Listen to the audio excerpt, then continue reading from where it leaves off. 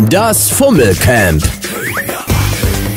Hallo, hier ist eure L'Oreal Lorenzo de Renzi Lori London mit ihrem Geheimsender direkt aus dem Fummelcamp. Soll ich euch ein Geheimnis verraten? Die Dschungelprüfung, die sind gar nicht so schlimm, aber die Freizeit hier, das ist der totale Horror. Ach, wo ist denn jetzt mein Löffel wieder? So kann ich doch nichts essen. Hier, Ingrid, hier. Ja, jetzt ist der Löffel da. Aber wo ist mein Mund? Seht ihr?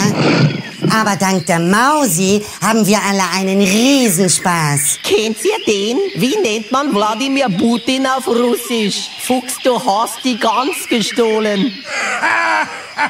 Warum sollte jemand die Julia stehlen? Egal, Mausi hat recht. Die Österreicher verdienen unseren Respekt. Ach, ich liebe diese kleinen Schluchtenscheißer. Wie bestellt Putin einen Fladen? Er ruft Wladimir. Wo ist denn jetzt die Pointe schon wieder? Da, unter dem Niveau, Ingrid. Oh Gott, ich muss los. Da kommt der dicke Dirk. Lori, bleib doch stehen! Das Fummelcamp.